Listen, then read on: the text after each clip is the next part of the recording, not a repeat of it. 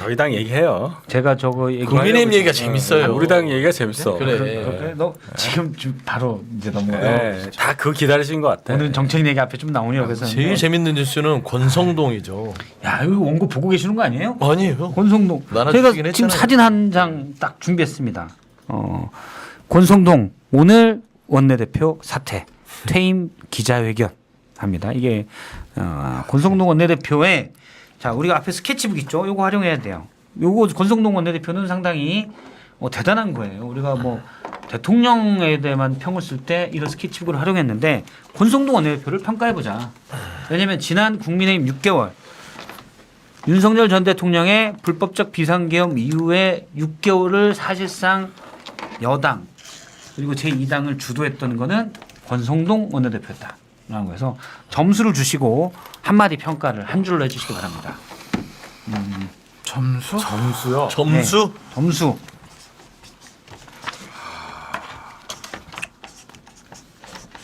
점수. 좀 윤석 대변인 난감할 수도 있는데 뭐 공란으로 쓰셔도 제가 다 이해합니다. 또 같은 뭐 업계에 계신데 또 네. 아까 우리가 뭐 평을 써야 된다고요? 네, 한 줄 평. 평이나 뭐 앞으로의 뭐 부탁하는 말 이런 걸 써도 됩니다. 그리고 한동훈 전 대표 성대모사는 소영주 소장이 더 비슷했다. 아 그렇죠. 네, 그 얘기가 많네요. 예. 네.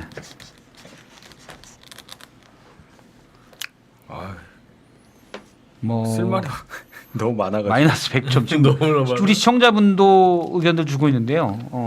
똑같네. 무법자님 점수는 사형이다라고 의견 주셨고 이영애님 0점 기본 점수도 없음 의견도 주셨습니다. 그다음에 그냥님 점수라 과학도 안 될 듯한데라고 과락도 안 될 듯한데라고 의견 주셨습니다. 휴트님께서 의견 주셨는데 오늘 원전주가 폭발하고 있다고 합니다.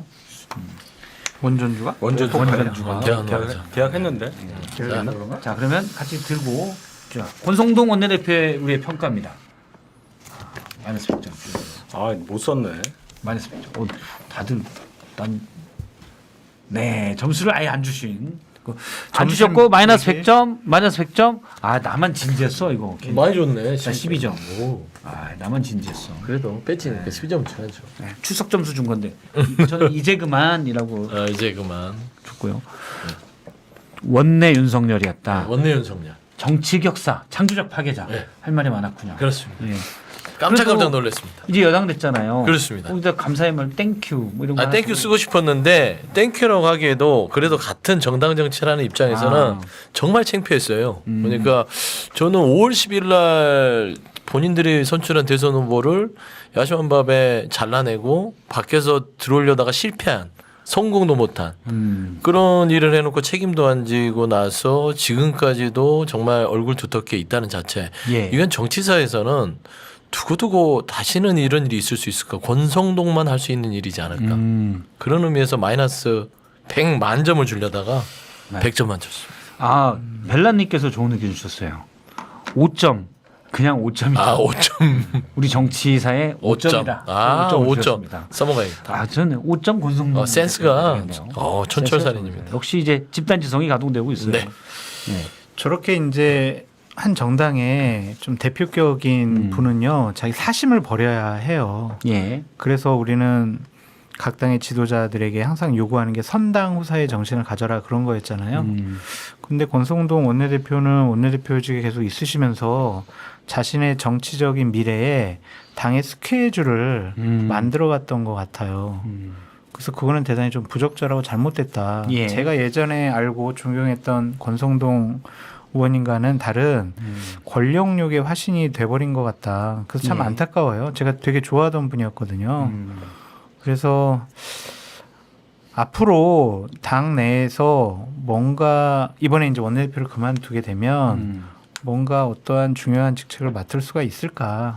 저번에 개인적인 욕심과 사심, 정치적인 욕심을 받기 때문에 예. 좀 지도자가 되기는 어렵지 않을까? 좀 그런 생각이 듭니다. 사실 본인이 12월인가요? 1월인가요? 했던 말대로 되면서 당황쳤다.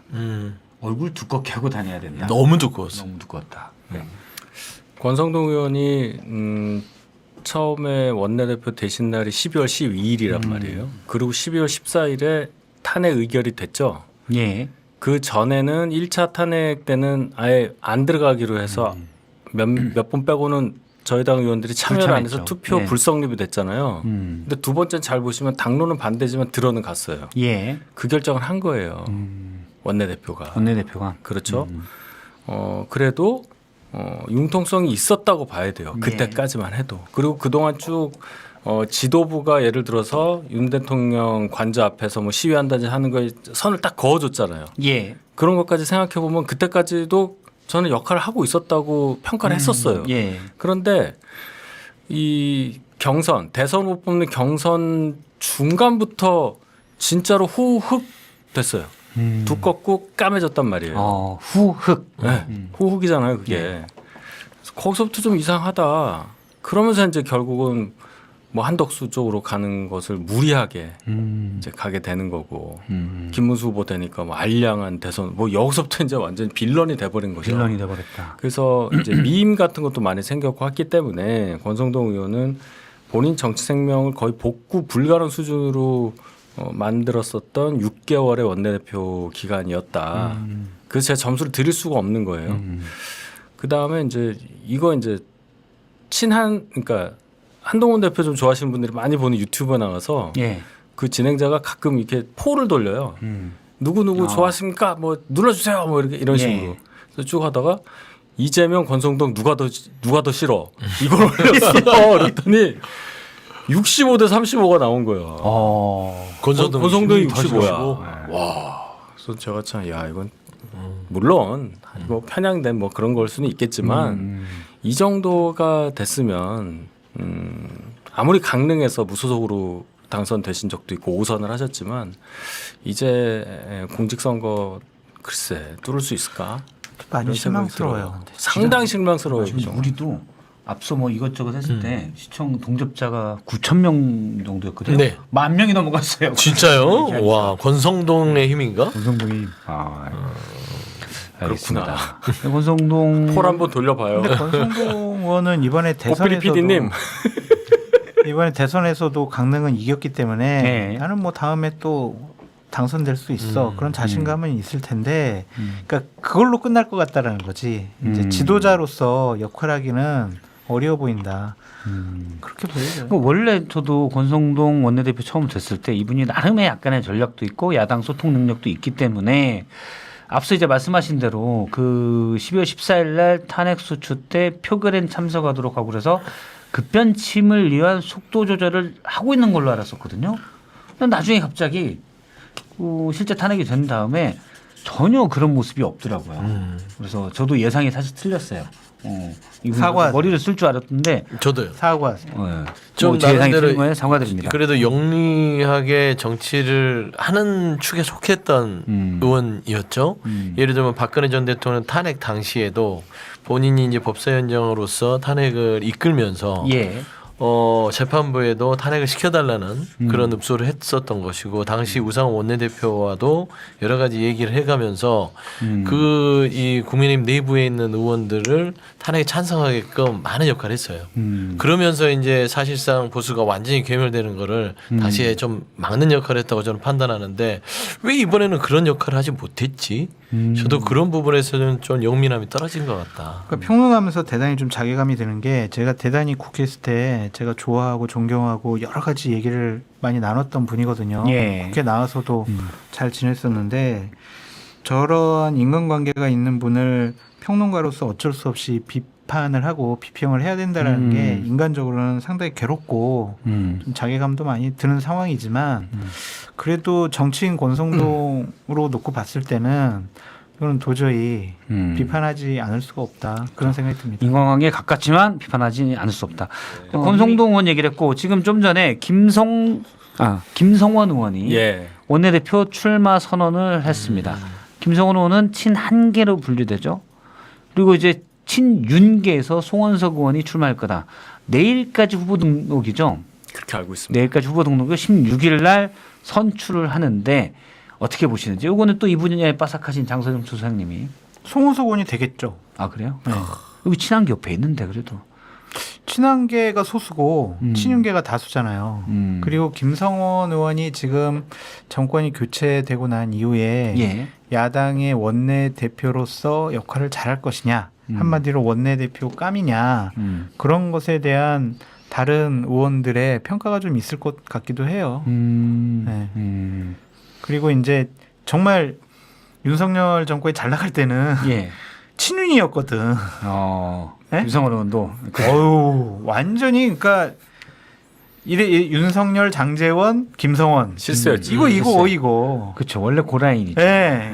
그런데 갑자기 어느 순간 한동훈 전 대표 옆에 계시더라고요. 그래가지고 좀 뭐지라고 생각을 했는데 그래야 또 삼선도 하고 공천도 받고 원내대표 나가고 정치적으로 이렇게 클 수는 있지 모르겠지만 친윤들이 배신감을 좀 느낄 것 같기도 하고 그래서 송원석 의원이 될 가능성이 높아 보인다. 도로롱님께서 김성원 의원이 전에 수해 현장에서 사무소 나갔다가 우리 사진 좀 잘 나오게 비 좀 더우지라고 말했다가 이걸 뒤지게 먹었던 주호영 의원이 대단히 아껴요. 네. 김성원 의원을. 그래서 그때 원내 부대표를 시켰었는데 참 그때 실수했죠. 네. 그때. 그 뒤로 한동안 조용했었는데 지금 이제 다시 원내대표 선거 출마 선언을 했습니다. 앞서 이제 김성원 의원은 원래 친윤의 핵심이었는데 갈아타면서 내부 평가도 좀 있다라고 하는데 친한 윤희석 선생께서는 어떻게 보시는지. 당선 여부야 뭐 송원석 의원 된다고 보는 게 지금으로서는 맞는 판단일 걸로 보이고 중요한 거는 이제 표가 어떻게 나올 거냐. 뭐 정말 한 40% 넘게 뭐 김성원 의원이 득표를 할 수 있냐. 물론 그것도 이건 이제 반장 선거 같아서 개인적 호불호도 작용할 수 있는 선거긴 한데 예. 그래도 권성동 의원이랑 김태호 의원 지난번에 하셨을 때랑 비교를 했을 때 좀 뭐 변화가 있냐 그거를 알 수 있을 정도로 유의미한 차이가 있느냐 이런 것도 중요하게 봅니다. 저는 대선 그걸 더 패배 중요하게 이후에 봐요. 어느 예. 정도의 차이가 있느냐. 좀 말랑말랑해졌냐 당이 이 얘기죠. 근데 김성원 의원에 대해서 이제 앞서 장 소장님 잘 얘기해 주셨는데 친한계에서는 의견은 모아진 거예요 그러면? 왜냐하면 조경태 의원도 정 나갈 사람 없으면 내가 나가겠다라고도 얘기를 했거든요. 근데 그분의 이제 경쟁력은 이제 별도로 치고. 결론은 뭐 본인 굉장히 하고 싶어 한대요. 제가 들은 거는 김성원 의원. 그리고 본인 되게 자신 있어 하고 그런 상황에서 뭐 조율하고 자시고도 없는 거죠. 근데 이제 개인적인 뭐 호불호를 다 떠나서 정치인들의 유형을 제가 좀 늘 지켜보면 우리가 이제 우화에서 많이 보잖아요. 조류와 포유류의 싸움 속에서 그 가운데서 왔다 갔다 했던 정치 유형들이 꽤 많아요. 그래서 차라리 포유류면 포유류, 조류면 조류. 그러게 해서 정치를 쭉 해온 사람들이 아무래도 더 인정받지 않을까 싶은데 저는 김성원 의원에 대해서는 그렇게 이제 뭐 개인적으로 판단할 수는 없으나 전체적인 이미지는 친한계에서도 그렇게 뭐 인심이 두터운 것 같지도 않고 예. 친윤의 한데 뭐 실세를 하려고 했다가 그 친윤 쪽에서도 뭔가 좀 두텁지 않은 것 같아요. 뭐 이도저도 아니면 아무것도 아니다. 라고 봤을 때는 송원석 의원이 될 가능성이 높지 않을까. 그러니까 지난번에 72대 34였거든요. 권성동 72, 김태호 34. 그러니까 반도 안 된 거잖아요. 김태호 의원이. 그거랑 비교했을 때 김성원 의원이 어느 정도 득표를 하겠느냐. 뭐 될 수도 있죠. 아직 결과 모르니까. 그렇죠. 이제 그런 걸 좀 보면서 그럼 앞으로 당이 이제 어떻게 좀 변화를 하겠다 이런 어떤 짐작할 수 있을 만한 그런 상황이 올 거라고 봅니다. 강지현님께서 김성원 의원 왠지 박찬대와 느낌이 비슷하다라고. 그래요. 올해 박찬대 원내대표 잘했잖아요. 약간 뭐 말할 때나 표정이나 이런 게 좀 비슷한 느낌은 좀 있는 것 같아요. 그래서 그런 느낌으로 얘기를 하신 걸로 이해를 하도록 하겠습니다. 그럼 원내대표 되겠네 그러면. 네? 박찬대도 원내대표 됐잖아. 그건 모르죠. 박찬대 원내대표는 오늘 한 이제 퇴임 기자회견에서 당 대표 출마할 거냐 가능하다라는 쪽으로 박찬대 고민하고 뭐 있다. 정청래 그렇게. 이 두 분이 그렇죠. 네, 그렇게 얘기를 네. 했어요. 궁금한 게 거기서는 대표를 원내대표야 뭐 그렇고 네. 대표를 그 박찬대 정청래 두 분 중에 누가 된다고 주로 봐요? 이게 이 원내대표 선거는 크게 별로 누가 되더라도 그 말고 당 대표. 다 상관이 없는데 당 대표는 의미하는 바가 좀 있어서 네. 향후에 뉴스가 될 거는 같아요. 네. 그러니까 박찬대 의원이 당대표에 나서는 것은 아무래도 대통령 의중이 더 실린 게 아니냐. 정청래 의원이 당대표를 나서는 것은 대통령의 의중도 있을 수 있으나 본인의 의지가 더 강한 게 아니냐라고 봤을 때는 볼만한 싸움이 되겠죠. 볼 것도 없는 싸움이 됐겠네요. 아니, 그걸 일단 몰라요. 앞에 말은 볼 것도 없는 싸움인 것처럼 얘기하면서 뒤에 끝은 볼만한 싸움이 되겠어요. 거짓말이지. 아니 이게 이 말이 왜 맞냐면 아니 미안해요. 그게 아니라 솜씨있게 말하기가 좀 뭔 말인지 알겠어요. 예. 그러니까 접수가 됐어.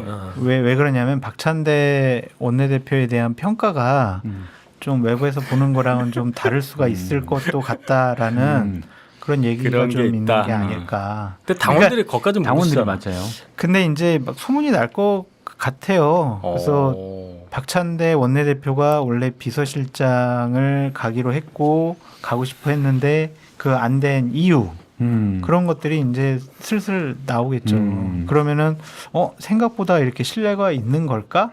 그렇게 생각을 하면 차라리 그러면 이렇게 또 될 수도 있지 않을까. 뭐 장소장님 말씀하신 건 지금 박찬대 원내대표 원래 비서실장 가고 싶어 했는데 일부에서 그분은 안 된다라고 얘기했던 강력히 비토가 있었다는 의견도 있고 또 다른 얘기는 또 박찬대 원내대표가 당대표 인천시장 그쪽 트리를 더 원해서 본인이 거절했다는 얘기도 있긴 있습니다. 예. 그렇죠. 뭐 다양한 얘기가 있는데 뭐 대통령 옆에서 좀 모시고 싶어 했다라는 얘기가 좀 더 강하게 들리더라고요. 네. 일단 뭐 민주당은 당대표 선거가 가장 이 관심을 끌만한 어떤 선거가 될 것 같아요. 네. 원내대표는 뭐 그냥 서영교 의원이 되든 김병기 의원이 되든 다 대통령 호흡을 맞출 만한 사람들이기 때문에 두 분의 어떤 정치적인 어떤 입장만 있을 뿐이고 제가 봐서는 당대표 선거는 조금 여러 가지 해석이 분분할 것 같습니다. 한마디만 더 근데 저희가, 하면은 예. 당대표는 그래도 정치 지도자잖아요. 집권여당 대표인데. 근데 감이 맞나? 좀 그런 생각도 좀 그럼 들어요. 묻어봐야 돼. 정청래 의원을 무시하십니까? 아니 좀 박찬대 의원을 무시하십니까? 네. 그거는 또 아닌 것 같습니다. 삼선 의원이기 때문에. 코딱지. 저희가 이제 다음 시간에는 아마 국민의힘 원내대표 경선 얘기를 하게 될 거 같은 시간이 같네요. 14일 그렇습니다. 후보 등록이고 민주당은 이제 끝났겠죠. 끝났죠. 민주당은 13일이니까. 끝났고 예. 우리도 월요일에 하니까 16일이잖아요. 월요일 날 하죠. 네, 오늘 목요일이에요. 헷갈렸어요. 예, 시간이 이렇게 빨라. 예, 다 둘 다 하는 겁니다. 둘 다 놓고 이제 하는 거예요. 알겠습니다. 신용상 객잔 구독, 좋아요. 알림 설정. 댓글. 고맙습니다.